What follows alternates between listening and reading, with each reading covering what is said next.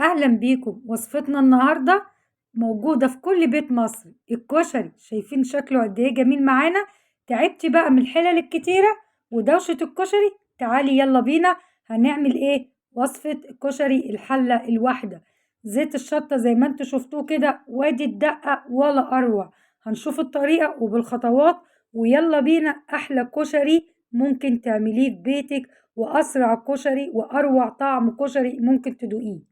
هننوع فيه، هنعمله بالعدس الأصفر والعدس البني، وأي نوع مكرونة عندك ممكن تشتغل بيه، والوصفة ناجحة معاكي ومن أول مرة.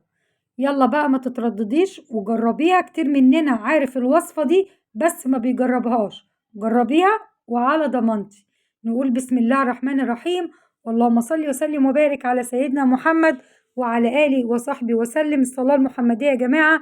نبدأ بيها الفيديو إن شاء الله وناخد بركتها سوا. نقول المقادير معانا بسم الله الرحمن الرحيم. كوباية رز وراس توم صغيرة، وهنستخدمها في الوصفة كاملة، يعني احنا هنقسمها معانا. وليمونة بالشكل ده للدقة، وبصل جوليان او نص دايرة مش مشكلة خالص، اللي هو الجوانح. والبصلة دي هنشوف هنعمل بيها ايه. ومعانا كمان معلقة نشا للبصل بتاعنا عشان يبقى مقرمش، ومعلقة شطة حمراء عشان نعمل زيت الشطة والتوابل بتاعتنا. معلقتين كزبرة ناشفة، ومعلقة كمون، معلقة كبيرة طبعا، ومعلقة ملح كبيرة، ومعلقة فلفل اسود، وقالب مرقة دجاج، فنجان خل معانا. والحمص بتاعنا طبعا انا مش نقعاه من بالليل، ولا اقول لكم نقعوه من بالليل. هنعمله بوصفة بسيطة جدا، وبرده في نفس الوقت مش هيبقى معانا مضر عشان البقوليات اللي لازم تتنقع. لا، احنا هنشوف هنستغنى عن الخطوة دي ازاي. ومعانا العدس بتاعنا، انا مستعملة هنا العدس الاصفر، جميل جدا وبقى طعمه حلو قوي، وكتير مننا برضو بيحبوا بالعدس الاصفر. وهنشوفه برضو بالعدس البني او اللي بجبة. والمكرونة بتاعتك بالمقاس اللي انت حباه الموجود معاكي، ونص كيس مكرونة اسباجيتي، والطماطم هتبقى مقطعة بالشكل ده.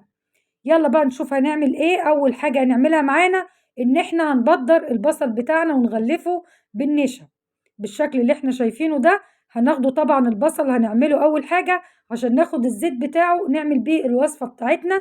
بيدي طعم طبعا وريحة حلوة قوي للكشري. هيبقى معانا بالشكل اللي انتوا شايفينه ده. شايفين بقى قد ايه هو ناشف معانا ومقرمش. هنسمع صوت القرمشة مع بعض. هنقطعه حلقات رفيعة زي ما شفنا مع بعض، اي تقطيعة انت حباها، وبالنشا وفي زيت تكوني مجهزاه سخن. وبعد ما يسخن معاكي توطي عليه وتقليب مستمر وتصفيه حلو قوي في مناديل المطبخ. بس كده. الحمص على النار طبعا هنكب عليه مية سخنة في الأول خالص، ونرفعه على طول على النار في الحلة بتاعتنا يغلي بالشكل ده، والنار تكون متوسطة، ونضيف معلقة سكر. ولو حبيتي تغيري المية وهو في نص السوا مفيش أي مشكلة. الطماطم بالشكل ده. هقول لكم بقى سر تسبيكة الكشري اللي بتبقى في المحلات، وأول ما تخش بقى وتشم ريحة الطماطم بنفس الطريقة دي والخطوات دي امشي عليها. تحطي فص توم والطماطم تغلي الأول قبل ما تتضرب في الخلاط على النار في الحلة بالشكل ده، ونضيف معلقة سكر عشان نعادل الحموضة، وتاخدي أحلى صلصة كشري ممكن تدوقيها. ونكمل مع بعض في الطماطم، هنعملها ببصلة وفص توم، نشوفها مع بعض. نروح دلوقتي بقى عشان نستغل الوقت بعد ما جهزنا كل الخطوات اللي فاتت دي، نعمل الكشري في حلة واحدة زي ما اتفقنا. زيت كتير، حلة واسعة عشان هنحط كل كمية الكشري بتاعتنا، فلازم ايه تبقى واخدة راحتها عشان هتحطوا كلها مع بعض. هنحمر الشعرية بالشكل ده عادي خالص. ننزل بعديها بالرز يتقلب ويتشمع كويس قوي في الزيت، يكون الرز مغسول ومتصفي كويس قوي. وبعد كده ننزل بالمكرونة بالشكل اللي احنا شايفينه مع بعض كده، وهننزل على طول بالمية السخنة اللي مجهزينها بعد ما تتغلف كلها المكرونة بالشكل دوت زي ما احنا شايفين كده. تقليب مستمر. نضيف بقى المكرونة الاسباجيتي، نضيف العدس، نضيف بقى التوابل بتاعتك، تبهري مرقة الدجاج. انا ما بكترش مرقة الدجاج عشان احنا عارفين طبعا ان احنا مينفعش نستخدمها كتير. بالشكل اللي احنا شايفينه ده تقليب كده. العدس طبعا ما بخلوش ينزل في الرز، والمكرونة من تحت يبقى على الوش. ممكن طبعا هنعمله بطريقة تانية العدس وهنشوفه مع بعض. دي اول طريقة. مقدار المية هيبقى كده مغطي الحاجة بس، مش عايزينها زيادة مش عايزينها اقل. دي البصلة اللي كانت معانا من الاول خالص هنخرطها ناعم هنعمل بيها أحلى صلصة كشري. طبعًا كتير بيحب يعمله بالتوم بس، جربوه بالطريقة دي ومش هتندموا. البصلة كمان مش هاغمّقها عشان تبقى مسكّرة، وفصين توم معاها كده وتقليبة بعد ما ضربنا الطماطم. مش هتاخد وقت على النار لإن إحنا طبعًا كانت واخدة معانا نُص تسبيكة على النار، ونبهّرها بقى بالتوابل بتاعتنا. ويالّا على طول مكان الطماطم هنعمل الدقة. حابة تعمليها من غير أي حاجة إضافات مكان الطماطم ولا أي حاجة ولا فلفل أخضر، ما فيش أي مشكلة، بنفس الطريقة ومش هنعملها على النار. هنا هناخدها على البارد زي ما أنتم شايفين كده، مش هنرفع على النار أي حاجة. وتقليب بقى مستمر كده عشان كل الخليط بتاعنا يتجانس في بعضه ويدّي أحلى طعم دقة كشري هتدوقوها في لذيذة وسهلة. يلا بقى نعمل زيت الشطة بتاعنا بنفس زيت البصل اللي قلينا بيه البصل، والشطة البيتي بتاعت لذيذة وسهلة، وفصين توم ومعلقة خل على كوباية مية صغيرة أو فنجان مية صغير، وهيبقى أحلى زيت شطة ممكن تدوقيه بالشكل ده. والحمص شفناه استوى، وادي اهوت الكشري بتاعنا هنقلبه أحلى كشري إن شاء الله في لذيذة وسهلة. كشري الحلة الواحدة لقيتيه ناشف معاكي تقدري تزوديه شوية مية بمعلقتين زيت، لقيتيه مضبوط معاكِ يبقى تمام. تسلم إيدِك يا ست الكل. ويالّا بينا بقى نشوف هنكمّله إزاي. هيبقى بالشكل اللي أنتم شايفينه دوّة. اوعي بقى تنسي أحلى لايك للذيذة وسهلة، تستاهل منِّك شير للفيديو، وأحلى اشتراك إن شاء الله لو لسه ما اشتركتيش، وتفعيل الجرس. أحلى طبق كشري هنقدّمه بالشكل ده. ضيفي بقى صلصة زيادة لو أنتِ بتحبي الصلصة الزيادة، والدقة بقى وأحلى طبق كشري هتدوقيه في لذيذة وسهلة. كشري الحلة الواحدة. شايفين بقى قد إيه هو جميل. يلا بقى قومي اعمليه وما تتردديش. كتير مننا عارف الطريقة وما بيرضاش يجربه ويقول لأ مش هيبقى حلو معانا زي الكشري المتعودين عليه. لأ أنا بقولك جربيه وبضمانتي في لذيذة وسهلة. طبعا مش هنزل لكم بأي وصفة أو أبقى مش واثقة منها، أنا بنزل لكم بالوصفات اللي أنا طبعا ببقى مجرباها وواثقة منها، وإن شاء الله تنال إعجابكم ورضاكم. شايفين بقى قد إيه هو شكله جميل معانا. هتسهلي بقى على نفسك، وبدل ما كنتِ بتكسلي أو بتعمليه من وقت لوقت وتبعدي عليهم في الكشري، لأ خلاص هتعملي لهم كشري كل يوم في لذيذة وسهلة. هنقول إيه؟ وصفاتنا لذيذة وسهلة. يلا بينا بقى نشوف طعم الكشري عامل إزاي. حاجة وهم خرافة.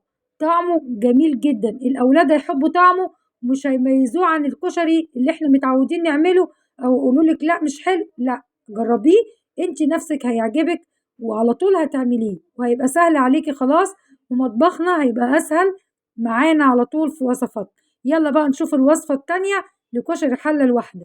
هنا عملناه بالمكرونة القلم، يعني معنى كده ما عندكيش بقى مكرونة صغيرة هتقولي الوصفة مش هتنجح، لأ هتنجح معاكِ وهيبقى مستوي وحلو أوي في كشري الحلة الواحدة. برضه تقليب بالشكل اللي إحنا شفناه ده. وهنا جبت لكم المكرونة من الأول خالص، ما حطيتهاش على الوش من فوق بعد ما خلصنا، علشان خاطر برضه تعرفي إن أنتِ الوصفة معاكِ ناجحة من أول مرة وتقدري تعمليه بكل الطرق. وأهو المكرونة معانا زي ما أنتم شايفين كده. الاسباجيتي حطينا من الأول خالص، تبقي موسعة لها بالشكل دوّة. طبعًا مش مقلبينها، هتاخد بس تقليبة بسيطة حتى لو أنتِ قلبتيها أهو، بس ما ينفعش تقلبيها كتير هتتكسر طبعًا.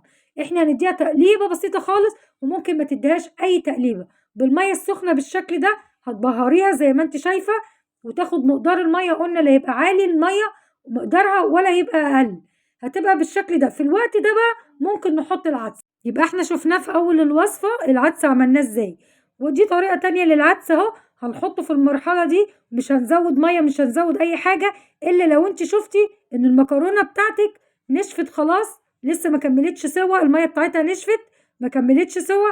في الحالة دي تقدري تزودي مَيّة بسيطة عشان يكمل سوا المكرونة والعدس.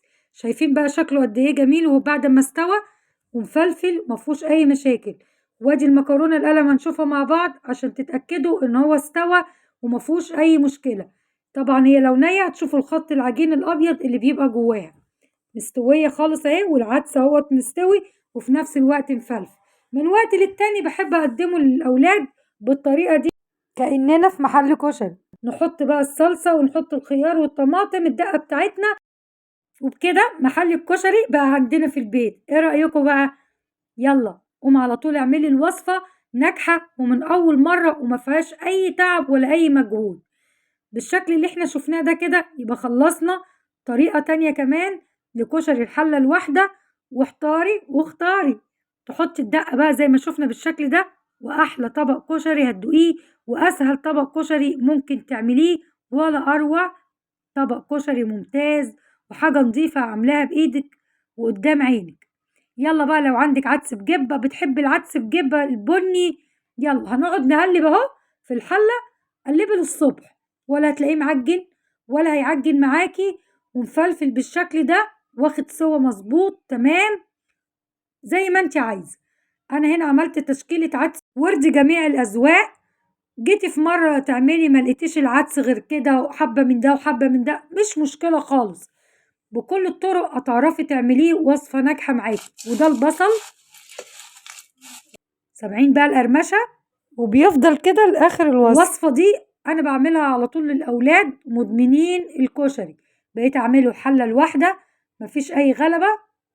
شايفين بصل ممتاز معانا، وادي الصلصة اهي، اعملوها بالطريقة دي وهتعجبكم، أحلى كشري اهو هتاكلوه وفي وقت قصير. أتمنى إن الوصفة تكون عجبتكم وجربوه من أول مرة، هتبقى الوصفة ناجحة معاكم وإن شاء الله تعتمدوها كل مرة. شير بقى للفيديو عشان يوصل لأكبر عدد، واللي شافني أول مرة ياريت اشتراك في القناة وتفعيل الجرس عشان يوصله كل جديد. يا رب الوصفة تكون عجبتكم، وإن شاء الله أشوفكم في وصفة جديدة، والسلام عليكم ورحمة الله وبركاته. دمتم بخير وعافية.